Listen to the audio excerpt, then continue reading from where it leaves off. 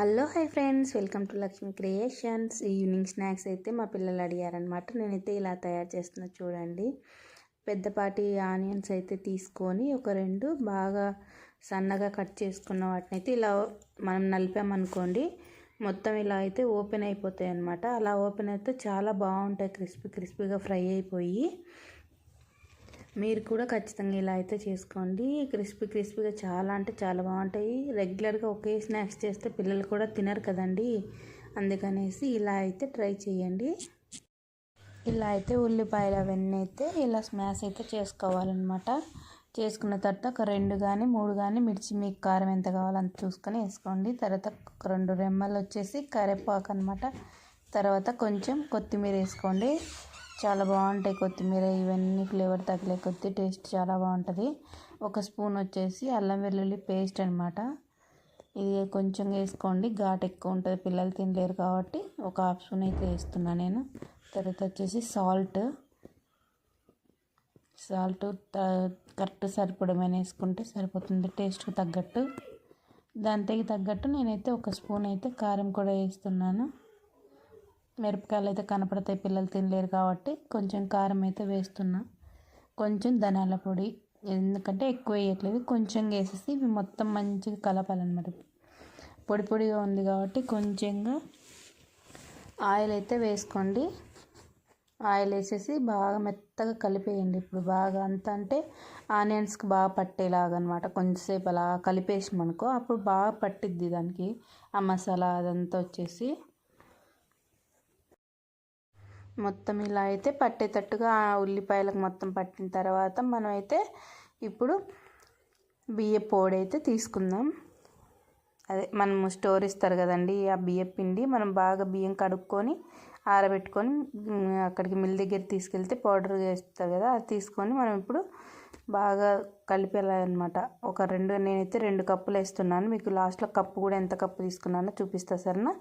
బాగా నేనైతే ఒకేసారి అయితే వేసుకోవట్లేదు, ఒక్కోసారి వేసుకుంటే ఉంటలు కట్టిద్ది కాబట్టి కొంచెంగా వేసుకుంటూ కలపాలన్నమాట. ఇలా నేను చూపిస్తున్న మెథడ్లో అయితే కలుపుకోండి, కరెక్ట్గా అయిపోతుంది సరేనా. ఇలా కలుపుతూ మనము నాకైతే కరెక్ట్గా నేను వేసిన ఆనియన్స్కి నేను వేసిన మసాలా మొత్తం కలిపి 2 కప్పులు అయితే పట్టింది. ఇంత చూడొచ్చు, ఈ కప్ అయితే నేను వాడాను, మీరు చూడొచ్చు. దీంతో అయితే 2 కప్పులు వేసాను నేను. ఇలా కలుపుకున్న తర్వాత చాలా టైట్గా ఉంది అనిపిస్తే కనుక లైట్గా ఇద్దాం, నేను చూపిస్తున్నట్టు ఎక్కువ వేసుకోవద్దండి. వాటర్ కూడా చాలా ఎక్కువ వేసుకున్నారనుకో ఆయిల్ పీల్చేసి అంత ఆయిల్ అనిపిస్తుంది అనమాట, పిల్లలు కూడా తినలేరు ఎక్కువ. అందుకనేసి మీరు లైట్గా చూపిస్తున్నట్టు నేనైతే కొంచెంగా వేసుకుంటూ ముద్దగా అవుతుందా లేదా చూసుకొని వేసుకోవాలి. నాకు ఇంకొంచెం పడతాయి, కరెక్ట్ సరిపోయింది చూడండి.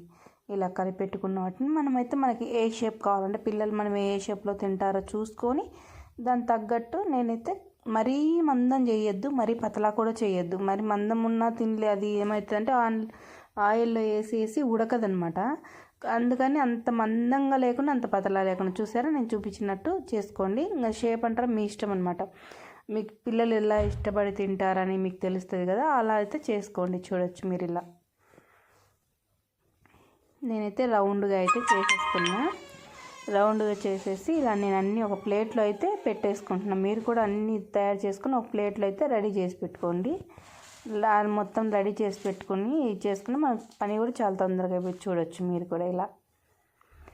తర్వాత ఆయిల్ తీసుకొని ఆన్ చేసి పెట్టుకుంటే ఆయిల్ హీట్ ఎక్కిపోద్ది.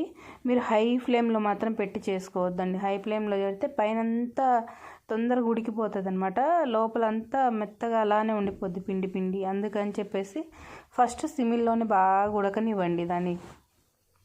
చూడొచ్చు ఎన్ని అయితే నేను ఎక్కువ కూడా వేయట్లేదు చూడండి, కరెక్ట్ అవి తిరిగి మనం తిప్పుకునేంత అయితే వేస్తున్నా. ఇలా అయితే వేసిన తర్వాత చూడొచ్చు మీరు కూడా హై ఫ్లేమ్లో మాత్రం అసలు పెట్టొద్దు.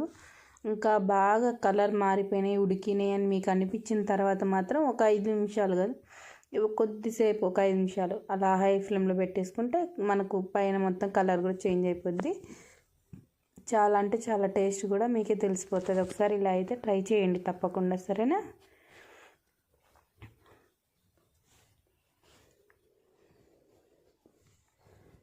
మొత్తం చూస్తుంటేనే కలర్ మారిపోద్ది చూడండి. సిమిలో అలా పెట్టేసిన తర్వాత ఒక 5 నిమిషాలు హైలో పెట్టేస్తున్నా. హైలో పెట్టేసినాం అంటే ఇలా ఫ్రై అయిపోతాయి చూడండి. ఎక్కువసేపు కూడా ఉంచొద్దు, ఎందుకంటే అలా కలర్ మరీ మాడిపోయినట్లా అయిపోతాయి. ఎందుకంటే ఆనియన్స్ హైలో, అందుకే పెట్టద్దు అని చెప్తున్నా. సరేనా, చూడేసారా ఇలా కలర్ మారిపోతాయి. ఇలా వచ్చినాయి అంటే అయిపోయినాయి అని అర్థం, లోపల వరకు మొత్తంగా ఉడికిపోయినాయి అని అర్థం. ఇంకా తీసేసుకొని మిగతా ఉన్నాయి కూడా ఫ్రై చేసేసుకుందాం. సరేనా,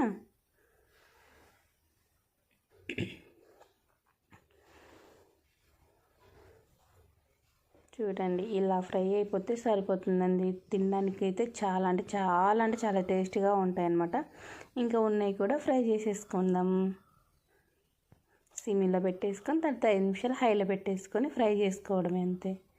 ఫ్రై అయినవి మాత్రం తీసి పక్కన పెట్టేసుకొని ఇంకా తీసుకొని టేస్ట్ కూడా చేసి చెప్పండి నాకు కామెంట్ సెక్షన్లో. ఖచ్చితంగా కామెంట్ పెట్టండి. సాస్తో సర్వ్ చేసుకుంటే అయిపోయింది. నచ్చితే కనుక లైక్ చేయండి, షేర్ చేయండి, కామెంట్ చేయండి. తప్పకుండా సపోర్ట్ అయితే చేయండి. సరేనా, ఓకే ఫ్రెండ్స్, బాయ్ బాయ్.